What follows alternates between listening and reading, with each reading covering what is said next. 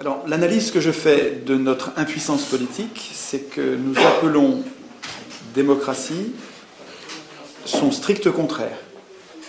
C'est-à-dire que ce qu'on appelle aujourd'hui démocratie, c'est pas du tout, mais pas du tout une démocratie, c'est une oligarchie aristocratique. Et c'est pas du tout par hasard ou par le jeu d'acteurs qui seraient véreux, vicieux. Pas du tout. C'est le mécanisme qui est au cœur de nos institutions est aristocratique. Il s'appelle l'élection. L'élection, ça consiste à choisir le meilleur aristocratie. Et on sait depuis des milliers d'années qu'une aristocratie débouche, se transforme toujours en oligarchie, c'est-à-dire le pouvoir de quelques-uns. Monarchie, c'est le pouvoir d'un seul. Démocratie, c'est le pouvoir du peuple. Démos, le peuple. Cratie, pouvoir. Et une oligarchie, c'est le pouvoir de quelques-uns, d'un petit nombre. Et on y est en oligarchie. Vous voyez bien que quelques-uns tiennent les manettes.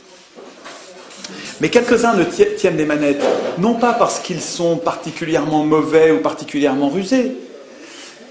Je voudrais insister sur la cause des causes, ça n'est pas le vice de ceux qui nous gouvernent. Pas du tout. Vous mettriez, si vous les tuiez tous, vous en auriez d'autres qui viendraient à la place si vous ne changez pas les institutions. Le problème, ce sont nos institutions. Et dans les institutions du monde, pour l'instant, la procédure règne, celle qui est défendue par tout le monde. Les gens de gauche, comme les multinationales, comme les banques, et c'est ça qui est paradoxal, je vous interrogerai à la fin là-dessus, c'est que des gens aussi différents, aux intérêts si différents, défendent l'élection, c'est louche. Excusez-moi, le fait que Goldman Sachs défende l'élection, c'est qu'elle n'a pas grand-chose à en craindre. Effectivement, Goldman Sachs finance intégralement, quasiment, l'élection du président qui ensuite sert ses intérêts. Mais c'est pas propre aux États-Unis. C'est comme ça dans toutes les soi-disant démocraties qui ne peuvent pas être des démocraties à cause de l'élection. Alors, puisque le régime actuel, ils ont réussi à l'appeler démocratie, la place est occupée. Et on n'arrive pas à désigner l'ennemi, puisqu'on nomme le régime qui nous pose problème du nom de ce qui réglerait le problème. C'est-à-dire qu'on appelle démocratie le problème. Le régime qui pose problème, on l'appelle du nom de la solution. Donc on a un problème de mots.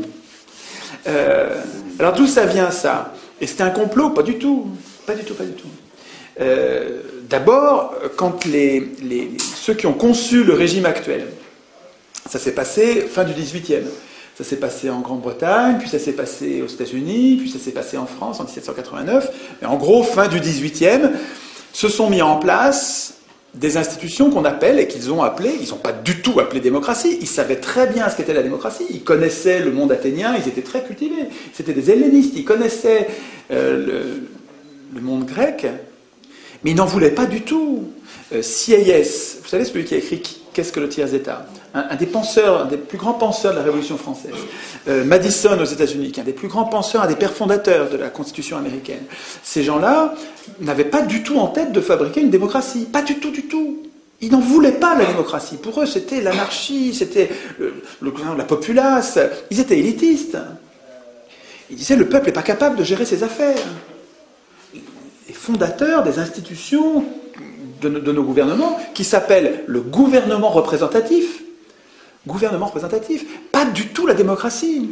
Ces gens-là pensaient honnêtement. C'était pas des affreux, puisqu'ils nous sortaient de l'Ancien Régime, qui était un régime pire, mais ils ne voulaient pas du tout de la démocratie. Et quand on parlait de démocratie, c'était presque une insulte, c'était péjoratif, c'était pas un mot positif, c'était pas ce que c'est devenu après. Alors c'est par un retournement de vocabulaire, c'est par une ruse de l'histoire, qu'au début du XIXe siècle, le mot démocratie s'est mis à désigner ce régime. Par exemple, quand Tocqueville a écrit de la démocratie en Amérique, il ne parlait pas du tout de la démocratie, c'était pas une démocratie, mais c'est un livre qui a été un best-seller immense de la démocratie en Amérique. Et il n'est pas le seul. Plusieurs auteurs, progressivement, se sont mis à appeler démocratie parce que vous allez voir qu'il y a des points communs. Il y a un point commun qui est l'égalité. On va voir quand on va parler de la démocratie athénienne que le cœur de l'objectif central de la démocratie athénienne, c'était l'égalité. Mais l'égalité qui était revendiquée par les Athéniens, c'était l'égalité politique réelle. Alors que l'égalité du gouvernement représentatif, elle est formelle. Elle est complètement factice, en fait. Elle n'est pas réelle. Vous voyez bien que notre égalité, elle est sur des détails, elle n'est pas sur l'essentiel. En tout cas, jouant sur l'égalité, prenant en compte l'égalité comme point commun, les auteurs politiques se sont mis progressivement à parler de démocratie. Et tout le monde s'y est mis. Et vous voyez bien que les élus y ont trouvé leur compte, puisqu'ils appelaient démocratie un régime qui leur permettait de se faire élire et donc d'avoir le pouvoir. Les élus, c'est des notables. Ce n'étaient pas les ouvriers, les élus. Donc, ça s'est fait, non pas, c'est pas un complot, mais ça s'est fait parce que les gens y avaient un intérêt. Les gens au pouvoir avaient un intérêt. Tocqueville disait, c'est quand même gros, quoi. Hein. Tocqueville, donc l'icône du libéralisme, disait « Je ne crains pas le suffrage universel. Les gens voteront comme on leur dira. » Il savait déjà, 1835, il savait déjà, début du 19e, tout début de l'élection, il savait très bien on renverserait personne, on ne mettrait jamais des pauvres au pouvoir avec l'élection. Jamais. Ils le savent très bien depuis le début. Et ça leur va très bien qu'on appelle ça démocratie, parce que démocratie, ça paraît une espèce d'idéal, démos, kratos, le pouvoir du peuple. Ouais, c'est bien, c'est nous, on va moins se faire enfumer si c'est nous qui dirigeons. Ben ouais, mais si vous appelez démocratie un régime qui n'a rien à voir et qui est même son strict contraire, ben vous êtes en train de vous faire avoir à grande largeur.